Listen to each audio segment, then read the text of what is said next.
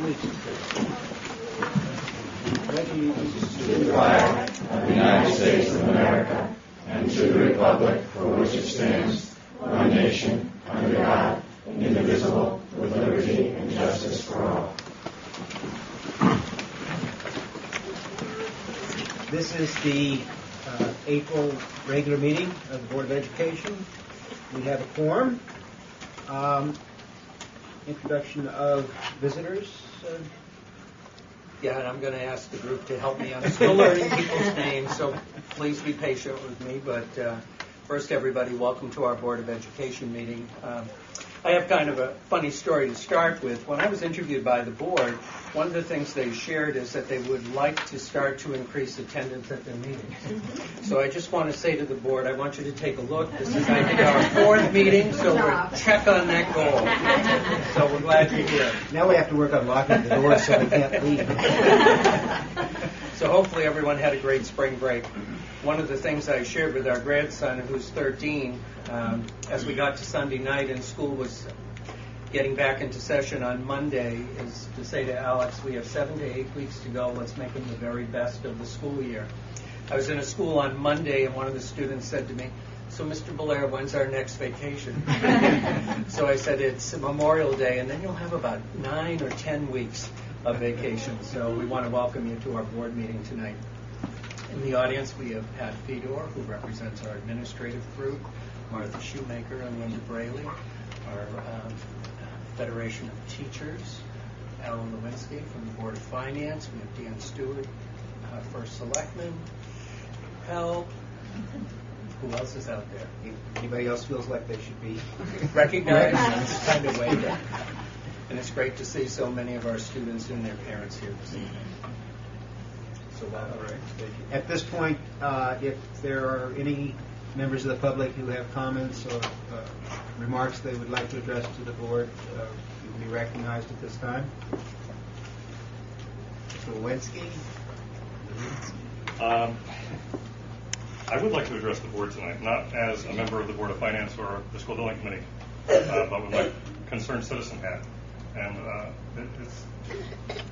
guess it's a little unfortunate, not that we have the students and the parents here, only in the fact that my topic is at the antithesis of, I think, what we're trying to do tonight. I don't normally read my comments, but tonight I'm going to. It's come to my attention, that a few weeks ago a teacher at Waterford High School was allowed to resign in lieu of facing possible termination for improper use of language in the classroom. From all indications, the actions taken were appropriate, considering the teacher's conduct, and the judgment by the administration was sure and swift. It is perplexing, given these facts, that similar actions are not delivered uniformly, considering the following truths apply to another teacher in the school system. I'm not using any names. This teacher has used advisory period to advance a political agenda by offering inaccurate and misleading medical advice. This teacher made and admitted to an anti-Semitic comment in front of the entire class. This teacher made an offer to loan out school equipment to a student in exchange for a promise to attend a class trip abroad after the parents had told the teacher that the student would not be attending the trip. This teacher used inappropriate language in front of a class directed at another Waterford High School faculty member. This teacher made a comment in class directed at a female student, allegedly calling her the B word. Upon bringing this list of infractions to the administration, the end result was that a letter of reprimand was placed in the teacher's file. This is hardly what I would call an equitable end result. Even if I thought that the letter of reprimand had been sufficient, the first transgression in the list, that's the medical misinformation issue, occurred after the letter was placed in the teacher's file. It would appear that the letter was an insufficient deterrent to the pattern of behavior. There is, in addition, an atmosphere of intimidation that pervades the district, insomuch as parents and students are fearful of retribution should they bring forward problems such as I have outlined tonight. There are many parents who have talked with me about issues that they have incurred, but they are either unsure about the correct course of action, or they fear reprisals against their children by the lowering of the students' grades. These situations must be addressed and must come to an end. Professional and proper behavior by all employees must be the rule, and no one should be deterred from attempting to correct a problem in the course of making this town and this school system a better place to work and learn. A free flow of information, whether good or bad, is vital to a healthy and vibrant school system. As always, I make myself available to discuss any of these topics. I have been contacted on several different occasions on other topics that I have not addressed tonight, just so I don't muddy the waters on this particular issue. I thank the board's indulgence, and again, I would be happy to sit down and talk on a more private level if the board would like. Thank you. Thank you, Mr. Walensky. I appreciate your efforts to keep that impersonal, and in general, we would definitely discourage personnel discussions in public. I know you feel strongly about it. We talked about this earlier. So I just reiterate to you and to people that talk to you that if there are situations like this that come to your attention, by all means make sure that they're reported to the administration, up the chain of command, as we always say, but don't. I'm not saying that as a way to stifle any kind of complaint, but we hope that the system works correctly, and the first step is to try to make use of that system. And by all means, if you feel that for some reason the system has failed, we want to hear about it. We're doing our best personally to help when a constituent or a fellow parent talks to me, because they know that I'm involved, to give them instruction as to the best course of action. Okay. Thank you. If I could, Mr. Chair, just while we have the public here, just to remind you, whenever there is a complaint, we have a very clear process to follow. You want to start at the very lowest level, so if it's at the classroom, you need to start with the teacher. And then if you don't meet with satisfaction, it moves to the building administration. And if you don't meet with satisfaction at that level, it comes to the superintendent. So that's critical, and I'll follow up with a conversation with you. This is the first I've heard of it, so I'll make sure that I follow up with you. Thank you. But please follow that procedure. Thank you. Okay. Are there any other comments from members of the public at this time? If not, the next item. So on a very happy note, Yeah. we have invited a number of our elementary students here this evening to recognize them for service that's occurring across all of our schools, quite frankly. And on Monday at the Rotary, we had an opportunity to recognize a student from each of the 3 elementary schools. And what's nice is this really connects to that recognition that we had on Monday. And we're going to begin with Quaker Hill School, and Dr. Dexter is going to introduce the students and tell us a little bit about the reason why we're recognizing this evening. Thank you. Well, as you know, we moved into our new school almost 3 years ago, and shortly after we were awarded the Going Green Award from the state. I believe Kate recognized that as well. Well, Mrs. Worsthorn, who's right here, her 4th graders took that Going Green to heart. They felt that recycling was an imperative measure to keep our school environmentally safe and friendly, and also a way to conserve the amount of waste that we produce. So they contacted Don Brigham from the town and secured a blue, beautiful recycling bin for every room in the building. And that was over 2 years ago. But because of Mrs. Worsthorn's continued enthusiasm for this, her students this year wanted to make a difference as well. So with their classroom teacher's guidance and her support, they designed their own plan. And I'm here to introduce you to 2 of the 3 children who are supposed to come. Well, Derek Spitz has strep throat, so he's not here.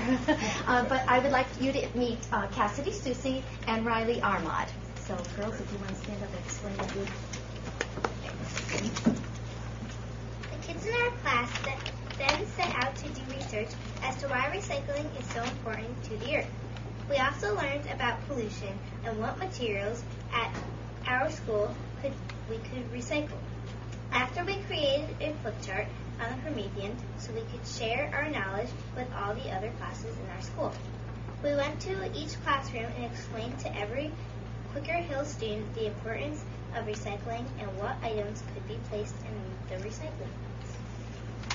With the whole school on board, all 4th graders now recycle every Wednesday.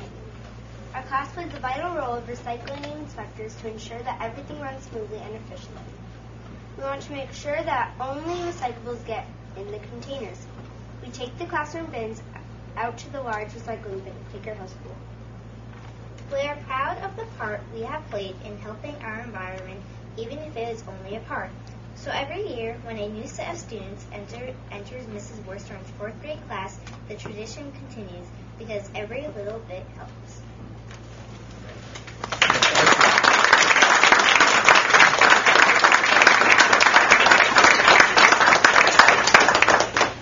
And in recognition of your work, the board has together a certificate of appreciation for the entire class. I probably should have one for everybody in the class, but we certainly appreciate your work. Glad to hear about it. And in particular, as Dr. Dexter said, it's a special honor because the Quaker Hill School did earn the Green School Award, and it was the very first Green School Award given in the state of Connecticut. And we're very proud of that, and glad to see the students there keeping up the good work. Thank you. Thank you.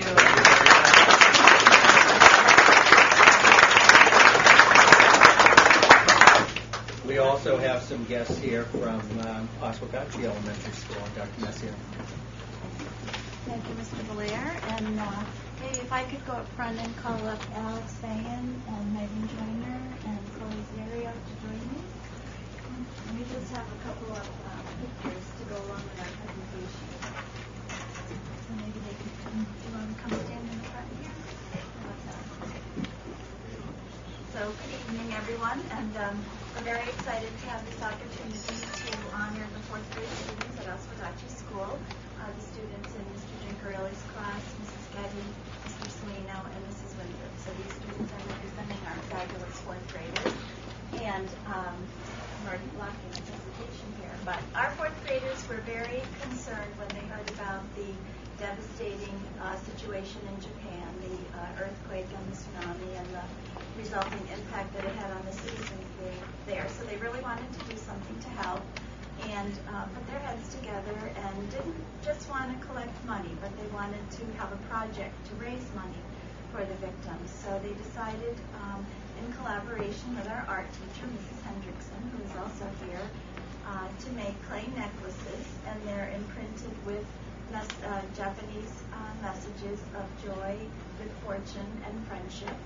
And they wanted to sell the necklaces at $2 a piece, and their goal was to raise $1,000. And they reached that goal in just 3 days.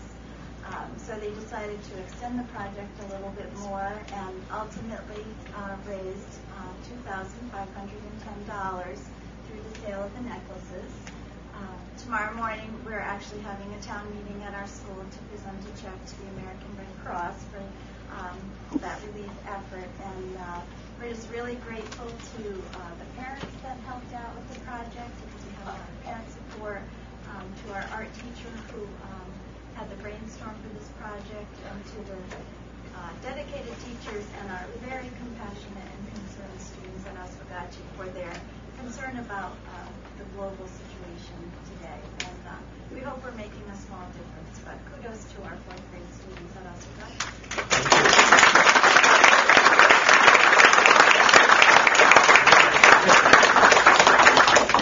And they have a gift for the board members as well. So if you would just allow them to donate a necklace to you, so you can see their great efforts. Thank you very much.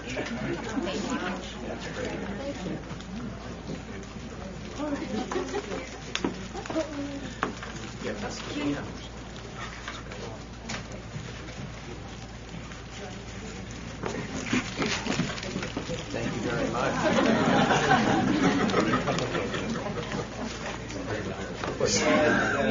Again, the board has a certificate for each of the 4th grade classes that participated in this project, and make sure that they went to the right places.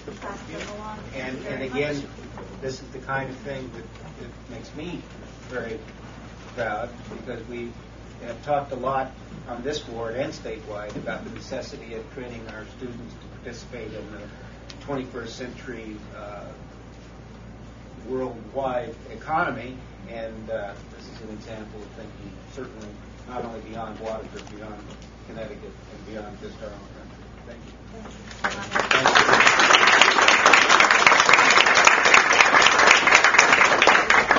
And also, we have some students from Great Neck that would like to recognize for the mentor program. We'll go up here too.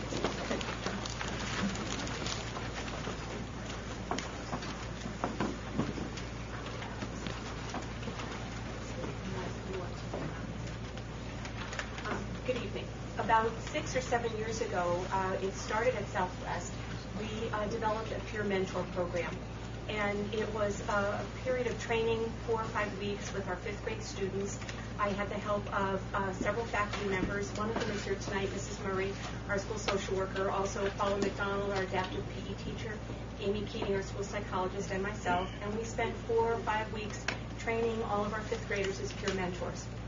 The basis of that is they can all benefit from learning how to be active listeners and good role models. At the end of the training, they're invited to sign up as a peer mentor. Every year we have between 99 and 100% of our students sign on, and it's a phenomenal program. The students are then assigned to a younger student or to maybe an entire class, and they work with those children or the class once, sometimes twice a week.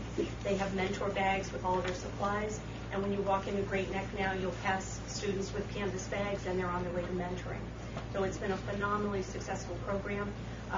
The biggest indicator of its success is usually at our child study meetings. Several years ago, we would look for mentors from Dominion, or then it was Millstone. Over the years, when teachers come and they look for support for students, the first thing they say to us is, are there any of those mentors available? So our students are very busy. I brought with me tonight 3 of our just top mentors. They don't know how good they are, but I'd like to introduce to you Tim Days, Quinn Ryan, and Walker Sutton. And as true mentors, they've prepared just a little something to talk about what they do as peer mentors. Tim? Hi, my name is Tim Days, and I go to Great Neck Elementary School. I mentor a little boy and a little girl that both have special needs, and they are both in the 3rd grade. They are both great and enthusiastic kids. It feels so good to know that I am helping these kids by making their day more enjoyable. I think the 5th grade mentor program is a great success and a big help to all the kids we mentor. Thank you.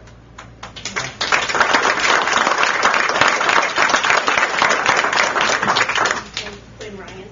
Good evening. Thank you. Mrs. Stewart, my teacher, Mrs. McDonald, Mrs. Murray, Mr. K, and Mrs. Fedor. I remember a time when I was mentoring a PE class that a kid was feeling sad because his team was losing. I went over and talked to him and said, it's not about winning or losing, it's about having fun. After that, he started perking up and went to play with his team and he had fun. Other than that, if I see a kid that I've mentored in the hallway or in an all-school assembly or even out of school, I can say hi and they'll feel good that they know a big kid. And I'm in 8th grade and they're coming into the school as 6th graders. I hope they come up to me and ask for advice or even just to say hi. I'm fortunate enough to be the bat boy for the Waterford Lancers, and they have been wonderful mentors for me. They have not only made me feel good, but made me feel as a part of the team. Thank you.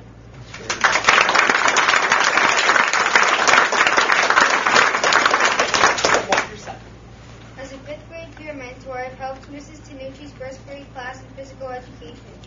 I've helped Mr. K throughout the year, and I have also helped students during activities. I really enjoyed being a peer mentor and hope that these younger students will want to be part of the mentor program when they're in 5th grade too. Thank you.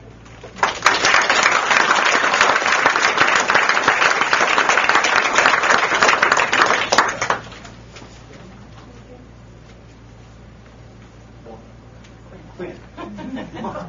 Thank you. There you go. Thank you. Thank you very much.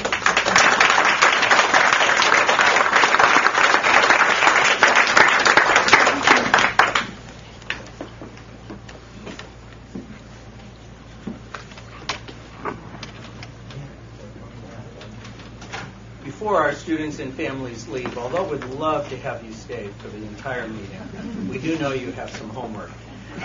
But I also wanted to recognize a person in the room who serves as a coach to our girls softball team. And I had the pleasure, and I was going to report this under my superintendent's report, on April 17th to join her and her family and others to recognize her as Coach of the Year in the state of Connecticut for female sports. And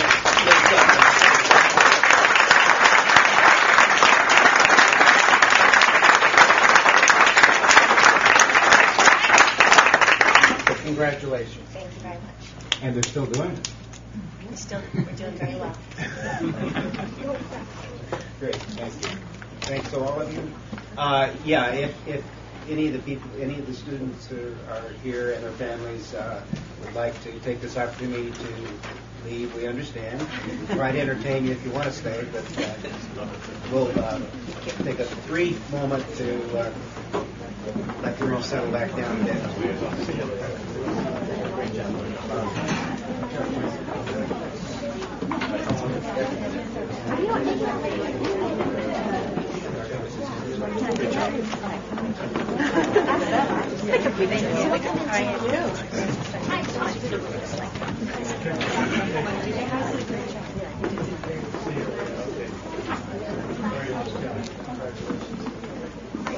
From the March 5th special meeting, the March 24th regular meeting, the monthly expenditure report as of April 15th, the food service report for February, and health insurance year-to-date claims summary. All these items are in the packet and are part of the consent agenda. Is there a motion to approve the consent agenda? Is there a second? Moved and seconded. Any discussion on any of these items? If not, all in favor of approving the consent agenda, please say aye. Aye. Opposed? Abstained? Thank you. Correspondence? I have 2 items of correspondence, and I shared individual email or letter from 2 members of our community, and I just wanted to distribute to you my response as well as a copy of the policy.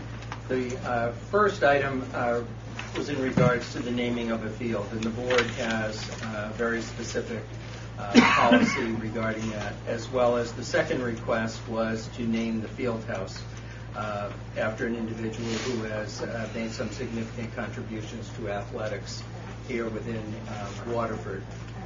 So I just wanted you to know that I did respond to each of the requests, shared the policy, and certainly encouraged them to give me a call if there were any questions. So I just wanted you to be aware of that. This is the second request.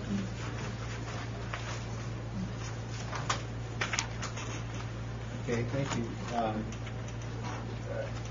We, as Mr. Bellot points out, we do have existing policy against naming facilities after individuals. We have, however, in the past received similar requests, and we understand the motivation for them. And we have, in the past, also talked about other ways of possibly honoring individuals with a wall of fame or a similar thing. And I would hope that we continue discussing that, and especially with the construction and renovation of the new high school, there'll be an opportunity to rearrange all the plaques and awards, and I hope we can find a spot for this kind of honor. Okay, superintendent's report. Yes, we have a number of items this evening to share with you, and the first relates to strategic school profile. You have this within your packet, and this is much later than normal. Normally the state gets this to us in the early fall. And what's important to keep in mind is once we receive this, we have an obligation through state legislation to share this with our local boards of education. So I've asked Mr. Powers to prepare a report and give you a quick snapshot in regards to these strategic school profiles. Thank you. As you can see on page 2, just going to hit some of the highlights for our district profile. Over the past 5 years, there's been a 8% decrease in enrollment, and we knew the bubble had sort of burst a few years ago, and that's confirmed with the strategic profile. In comparison to our DERG, which is the towns around us with similar characteristics in the state, we're very similar in the areas of talented and gifted, the numbers of children who attend preschool, and the numbers of children who are receiving free and reduced lunch. I think you've seen there's a little bit of an increase there, but there's probably an increase sort of nationwide in that respect. Waterford has fewer special ed students as compared to the Durgan State, and as well as sort of a lesser percent of students with their primary language is not English. It's interesting to note, though, that in our town we do have 24 other languages considered primary at the home, other than English. We do have more homeless children as compared to the Durg in the state, and this is really due to the fact that the Waterford Country School resides in our town and is a safe home for a large section of our state. We do have a little more upperclassmen working more than 16 hours compared to the Durg in the state. That amounts to 67 of our students, though it is noted that when we raised that as a concern last year, this has been decreased from last year by 14 students. When we look at class size, we are on par, K2 in the high school, lower than our Durgan State. We are slightly higher in grades 5 and 7. We have a very good number of technological resources as compared with our Durgan State. Our professional staff has on average about 14 years of experience. We have a greater number of instructional hours a year. The minimum is 900, and we're well above that and above the Durgan State. There are two areas financially where we're below pupil expenditures, and that's in the area of improved instruction and educational media, and administration and support services, which is good because we're generally speaking always saying cut more administrators, and this shows that we actually have and have a lean system in that respect. The district expenditures for special ed is a little bit higher than our Durgan State. Again, the difference is with the Waterford Safe Home and Shelter, there's a lot of children that have no nexus, which means that once they're placed at the safe home, it's our obligation to educate them. If they were tied to a parent family, then the other town would. We are solid with our SATs across the board, and we are really doing well with respect to our critical reading. We're in the top quarter of the state as far as performance. Our CAP scores, as we've discussed back in September, do need some improvement, and they continue to concern us, and we are working towards that. As far as our CMTs, we've performed exceptionally well with 5th grade writing, 7th grade reading, 8th grade math, and 8th grade science. And at this time, if there's any other questions, I can feel free to answer.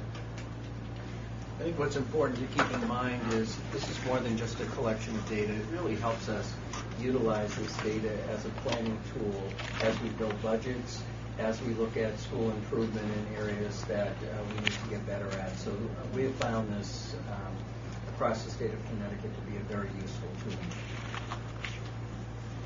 I was just happy to see our reading scores went up, and I was very pleased to see all the scores for Park Lane in 6th, 7th, and 8th grade. They did very well compared to the state. Very strong. And I was really pleased to see that. Our middle school is really showing academic success in all higher areas. than the area. Yes. Very strong. Kevin?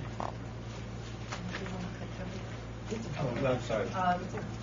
I also was very impressed with the SAT scores, because if you look at the state, The state stayed exactly the same, but we moved up 20 points and 14 points, so that was excellent news to see that good work. Also that we do more instruction hours, which is nice still at the middle school and at the high school. One thing, this is kind of funny, we've talked about the phys ed, our students doing well in the 4 areas. And there's just a little disparity with one I won't mention the school, but just curious, do we have a common denominator? I mean, is it this, I know we went through that, and that was fun when we saw it at Great Neck years ago. We had the phys ed teachers come in and show us what the students in Israeli, they were We're all going to take the test. Yeah, I know, I wouldn't pass it home.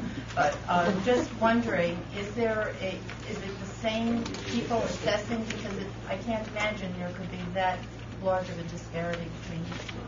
So each of the PE teachers receive the same test administration manual. As a district, we do the same test for all of our schools. And you realize the threshold for this particular assessment is that they have to have passed all 4. And so if you miss 1 out of the 4, then it doesn't count at all. And so you do see a little bit of a discrepancy at the schools, but you have to think about the population at each grade level.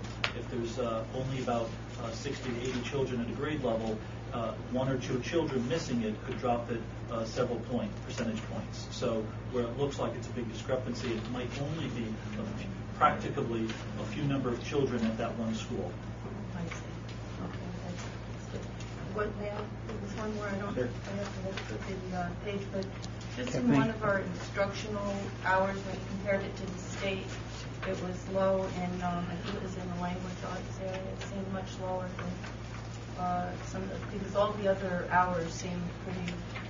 We were either a little bit ahead Sure. or more, but I don't have the page in front of me. I'm just recalling that it was. Well, that's a good thing for me to look at, Kathleen, with respect to how we do scheduling in the future. Thank you. Thank you. Other comments, questions on the school profiles? No?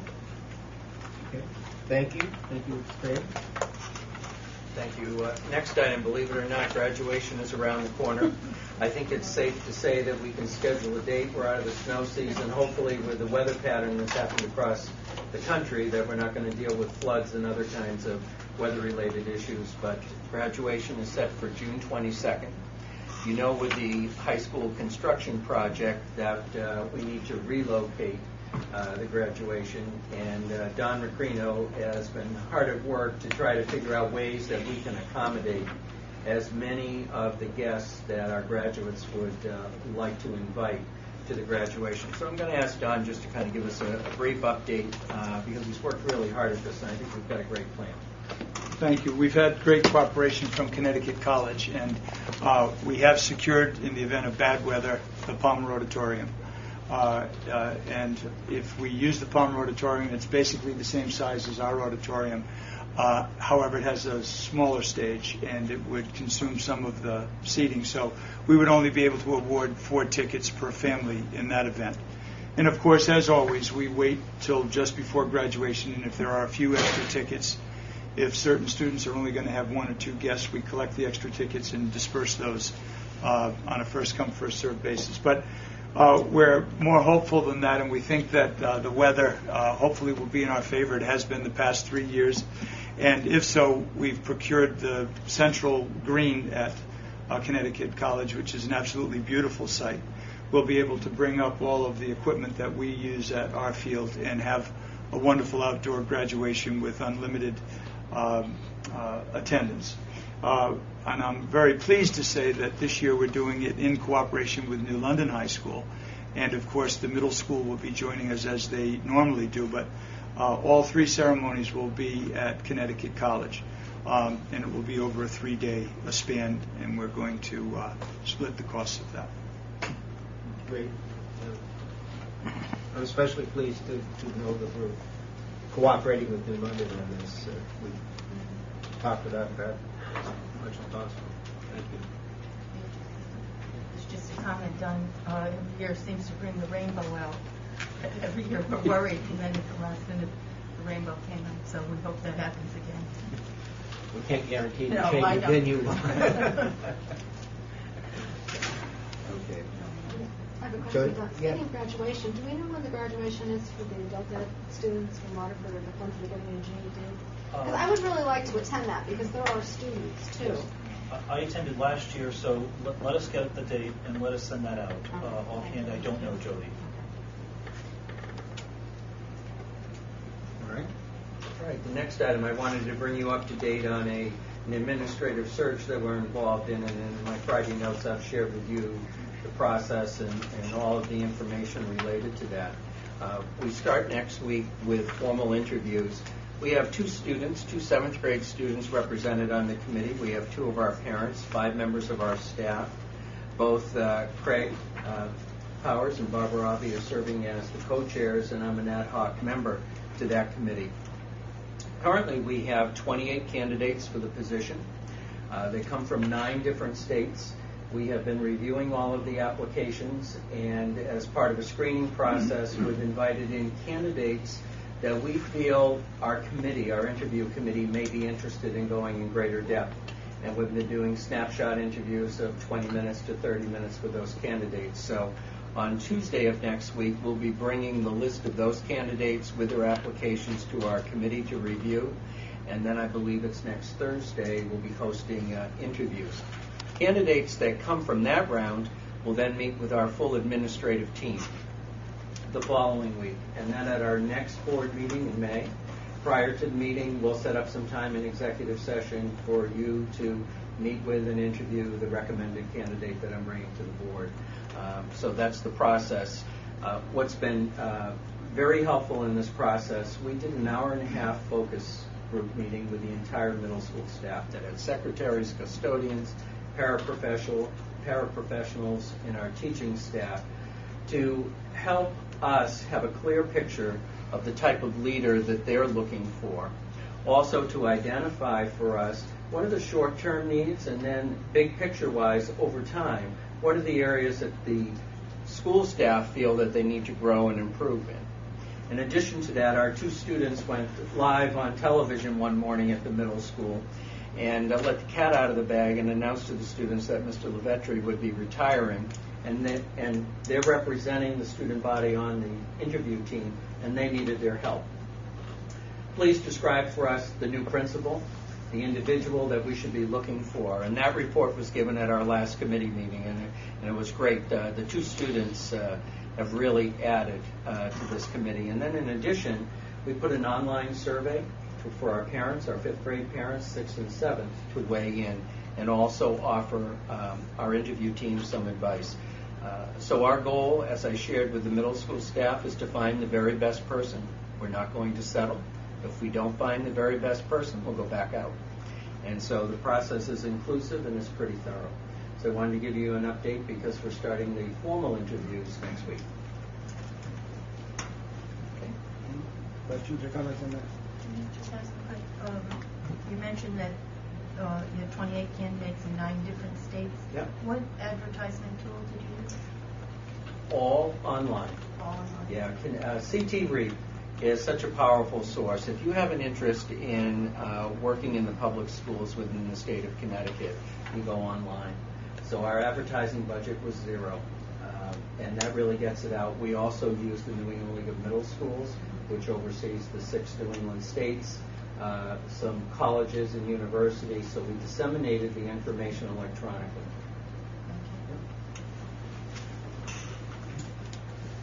Okay, my favorite topic, budget 2011-12. Just to kind of give you an update, we'll be meeting with the RTM next week on the 4th, and there'll be an opportunity for the RTM to review our budget as well as to answer us questions. And just to give you a little bit of an update, you've been reading in the paper some different things related to our state funding. In regards to educational cost sharing, we seem to have a tentative 2-year agreement for level funding. However, it's tentative. And so what's critical as they go through the process, if you recall, there was the possibility that Waterford might lose $800,000 if there weren't wage concessions at the state level and some other things in order to balance the budget. So I think that's a more positive picture. It's not a done deal, but it's just something for us to keep in mind. There's also legislation regarding our electrical rates that may have a significant impact here in Waterford, and there appears to be some type of compromise in the legislation. But those are two areas that we still need to stay tuned for. And then at our May meeting, we still have a couple of loose ends for us to come back to discuss further and at least bring some closure to it. And that was in relation to pay to participate. Any revenue that we may be generating with some of our decision making, would that revenue be used to help offset some of the budgetary cuts that we've already made? And then also, I'll let you know where we are with any kind of middle school tag opportunity. We indicated that the students would continue in the accelerated math, and we're exploring some other opportunities, whether it be extracurricular after school or something even within the middle school schedule.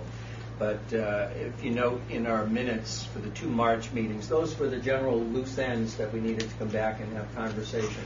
And my hope is we can have full attendance that night and come to some closure on that. Okay. Any questions for Mr. Belair?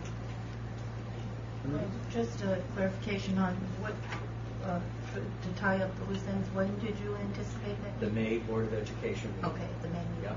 Thank you. Yeah, so that will be a pretty busy meeting.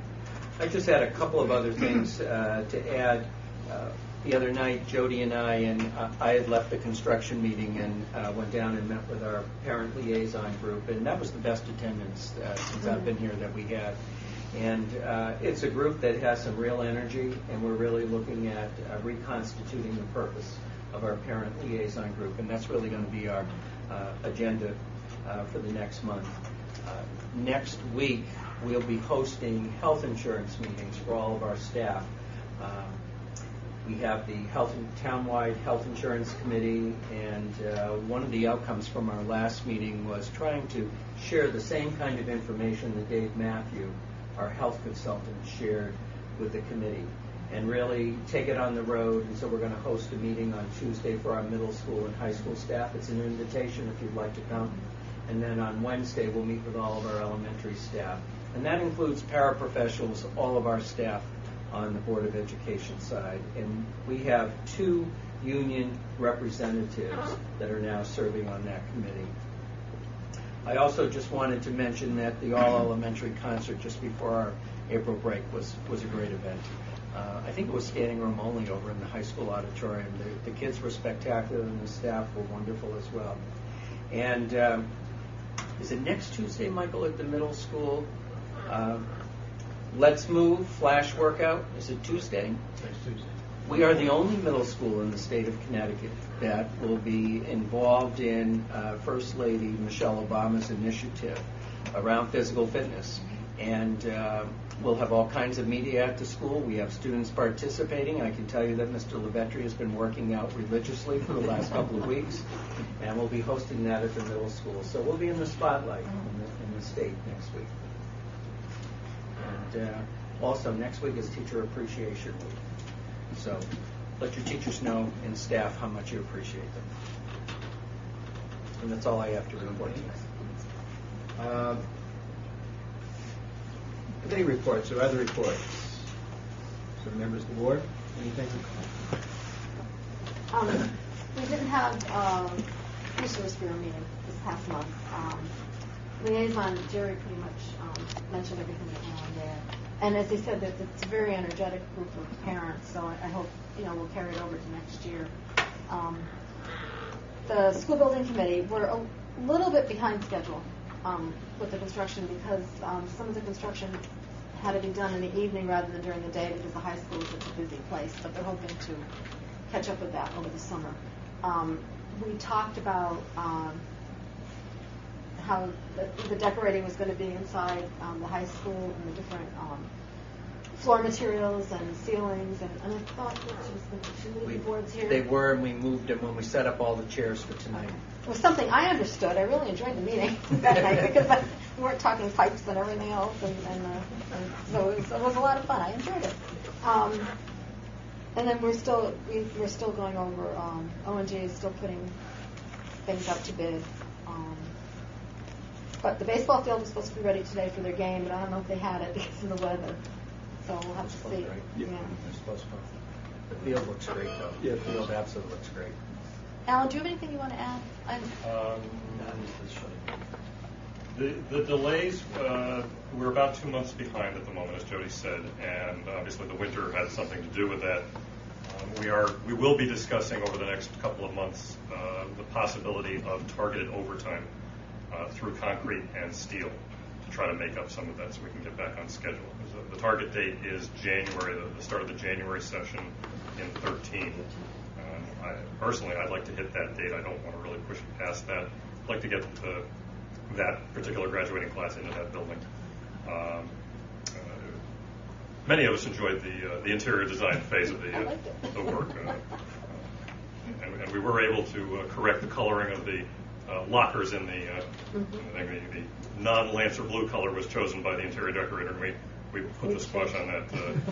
The lockers in the rooms will be Lancer blue or some variation very close to that. But we're moving forward, making the best decisions and the most cost-effective decisions that we can possibly make. We're still, just so you know, too, we were looking into irrigation for just the baseball field, and we thought the price was very high. So we asked O&G to go put it out to bid or research it more. So we have a better price for not only the baseball field, but also the two other fields, the soccer field and also the practice field that's in the middle. So hopefully that'll work out. There was something else we discussed. And the official groundbreaking was this morning. Yes, this morning. That's right. We all look great in our heart. It was great. Oh, and then before I forget, too, the Waterford High School, it has nothing to do with construction, really, but the Waterford High School is putting on a production of pajama game next weekend, Thursday, Friday, and Saturday. So please try to go if you can. They do an excellent job. Through Don to Jody, can you just, I'm going to make this a little vague, but can you tell me on some of the work if you have problems with any of the former building projects? Do we have a certain period of warranty? In other words, if we find something that is not working as we had planned, do we get covered in any way? Do we have a warranty for some of those projects? And how long is that? The entire building package is about a year. There's a lot of components within the building, like some of the compressors and the heat pump, they'll go up to 5 years. But some of the equipment is covered under their own warranties, which most of them are between 2 to 3 years. But the entire building, workmanship, building envelope, except the roof is a 20-year warranty. Okay, so I was actually heading in that direction. Thank you, Jay. Just one more comment. Bernie has been trying to get the plans for the Friendship School for the roof, for solar energy. We're working on it. Okay. He and I spoke today. All right. Thank you. Back to Jody, before I give mine quickly. Can you just tell us about the Dancing with the Stars? Maybe because we have the Waterford Youth Service. I know Pat Figure was one of the. Pat was the Waterford Youth Service Bureau had a great. I can waltz for you. Yeah. And Mark Higgins and Kelly Barnes won from Clark Lane. They did a phenomenal job. And what was great about it was it didn't cost the parents anything to go. And the Youth Service Bureau tries to have one major event every year where they could do that. And I think the children especially had a great time seeing their teachers and principals and the police officers and firemen dance. And it was just a really great time. Thank you. Okay, other committee reports? John? I just want to add to the information about the two sessions at Clark Lane. The Tuesday session is at 2:30. And the Wednesday session is at 3:45. I think we should, I think anybody from the Board of Ed, if you can attend one of the sessions. You'll have Friday note, the email that I sent out for this. Yeah, I think it would be very beneficial if we were able to attend. I just have another comment. I really appreciate your Friday notes. I think it's great that you're letting us know what went on for the week. And in case we bump into people and Stop and Shop somewhere, we'll have explanations for things. Great. Thank you. Okay, other reports, Kathleen? Just very quickly, the Waterford Education Foundation held its 4th annual spelling bee, and the Oswegatchie teachers won this year, so hooray. And the foundation earned close to, I think, $4,000, which will be used to benefit the schools and the community. Great. Thank you. Any other? Oh, may I? Yes, John, I'm sure. so sorry. And I'd like to recognize John Taglianetti, Sherry Cody, and Jessica McLaughlin from the Board of Education for participating in good sports. They didn't win. A very close It was second. close. I It was arrived close. and I just missed them. Almost spelling it correctly.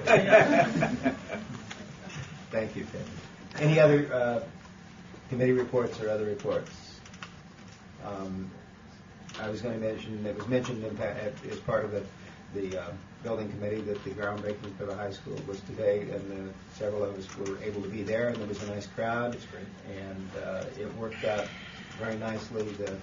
The main part of it was moved indoors because of the weather being a little iffy, but at the time when we actually put on the hard hats and went out to shovel stuff, it wasn't actually raining, so it worked out. So that's the doorbell, so the custodian won't get it because the outside door is locked. I was hoping there were some of those visitors are still strapped in the elevator. Okay, but that was a very nice ceremony. And let's see. Oh, I wanted to, as part of the chairman's report, I wanted to put forward the suggestion to the board that we try to have a retreat in this, I was thinking probably June, maybe after the school year gets wrapped up. But I think it would be important for us, especially given the new superintendent and a number of other things, that it would be worthwhile for us to get together informally and discuss what our goals and expectations for the coming year might be. So if anyone has suggestions as to where or when would be most convenient, but we'll try to arrange that this summer. Any other reports? Okay, moving on. New business. We have a second reading and possible adoption of a policy that we had first reading last meeting on hazardous materials in the schools. So this is second reading. If there are no further objections or changes, we can adopt this tonight. So can we have a motion to accept this new change in policy?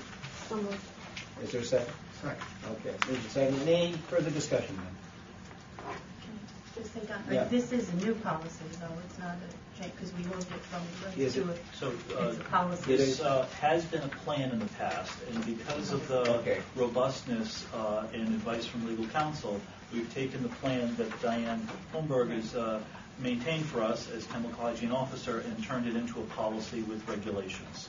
So we've had a system in place before, but this will be the first time it's in Board of Ed policy. Okay, so I misspoke on the motion for accepting the, right. I didn't mean to. No, I but just meant to I'm say glad that you it's pointed that We've out. been safe for many years. right. and We've then always been safe. Now we have- now it's our policy to be safe. I just think it's great that we put it into a policy, and that Diane did such a nice job explaining it all. And I think it's great. Any other discussion or comments on this policy? If not, all those in favor of adopting this policy, please say aye. Aye. Opposed? Abstained? That was the last item on the agenda. Kathleen has an item. If I may, I'd like to make a motion that the Board of Education go into executive session for purposes of negotiation discussion and invite the superintendent and the assistant superintendent to attend. Second. Moved and seconded. All those in favor, please say aye. Aye. Opposed? Abstained? For information of the public, there is no action anticipated on after this discussion, so we're putting it last here, so you feel free to go ahead and leave, and we promise we won't come back out and do anything soon. American Idol's coming on in 5 minutes.